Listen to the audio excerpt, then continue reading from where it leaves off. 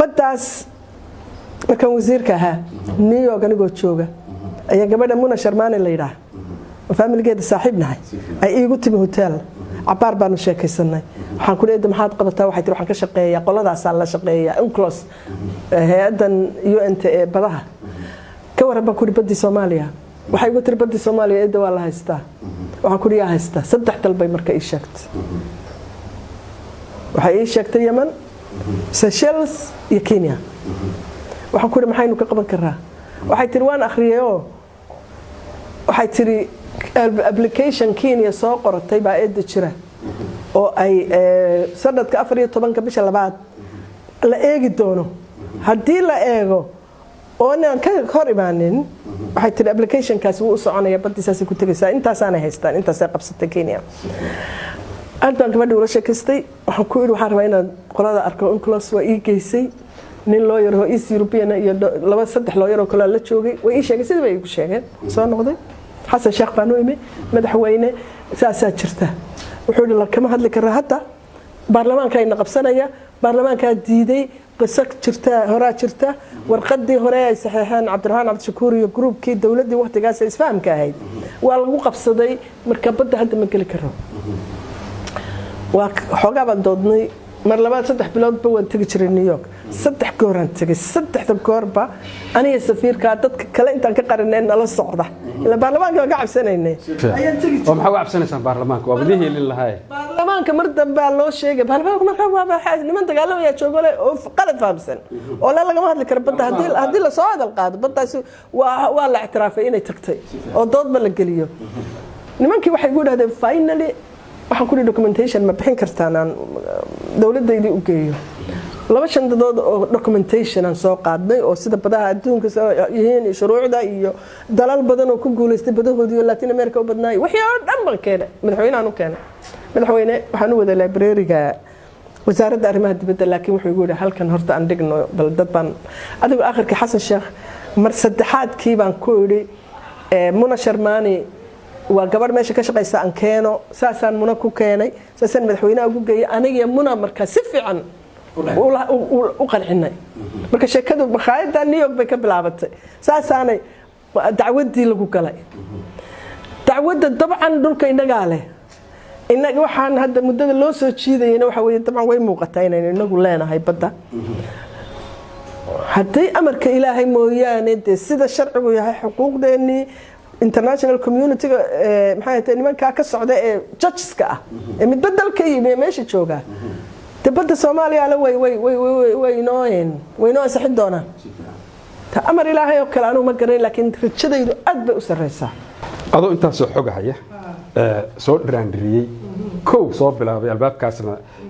boorsooyin documentiyada ka soo qaaday UNCLOS hadda waxa tahay baarlamaanka qayb ka tahay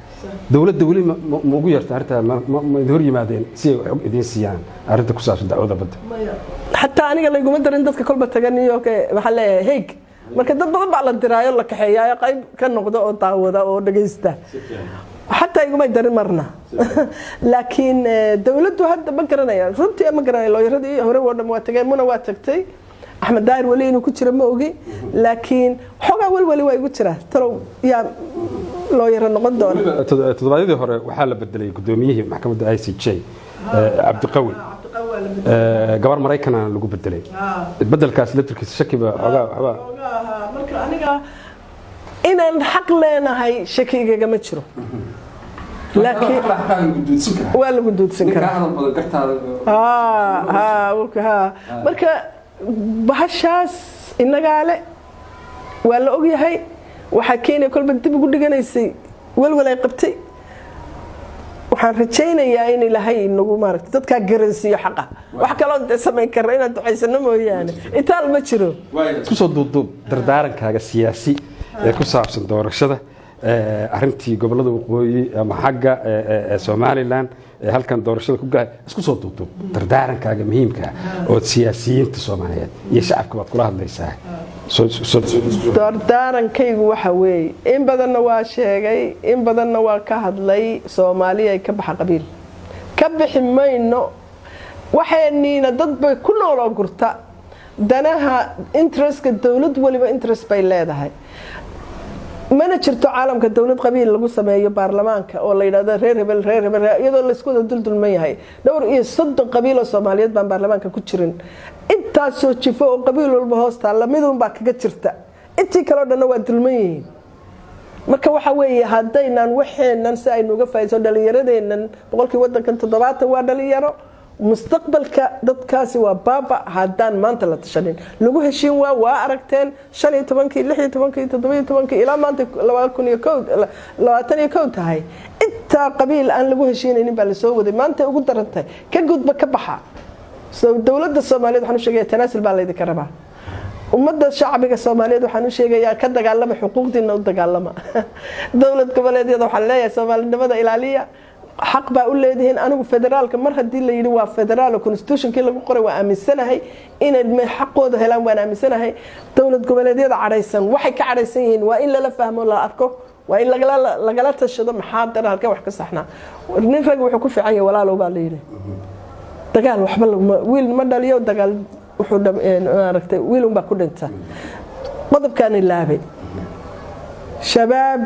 وحنقبا ورق Soomaaliyeed iyagana fariinta 2013 wasiir su'aashaas ku weydiiyay waxa dhimanaya wiil Soomaaliyeed waxa ay dilahayaan waa wiil Soomaaliyeed shisheeye laguma dhex dhinto waxa isqarxinaya waa wiil Soomaaliyeed su'aashan ku weydiiyay waxa ahayd diyaar muutina wada hadal la furtaan wiilashaas Soomaaliyeed waxay doonaan aaminsanaa hadii la wada hadlo waxba ka soo bixi kara aad baan u dhiirigelisay waagaas hadda maxaad aaminsantahay hadda la taaganay halala heshiyo waa rag Soomaaliyeed haday siyaasadda rabaan ay soo galaan xaq bay u leeyihiin mabda ay qabaan ha lagala doodo yaa dhinta waa 20 jiro 520 jir iyo 520 jir la isku horkeenaysa dhamaynaysa cunaya إنه أنت هل كانت مادة إسقرحنا قف إسقرحنا يا desperation باقينيا أما حنون أهم desperation نما كواوين ما ده حدا كأهل واحد شرك نحسته واحد شرك دد واوين أو مسؤولين واوين أو شباب أو ودك دحشوجة والله يقانو waxay rabaan laga hadla doodo war Soomaaliya ka kacawr da mabda bay leeyihiin mabdoodan laga hadlo tanaasul la isu sameeyo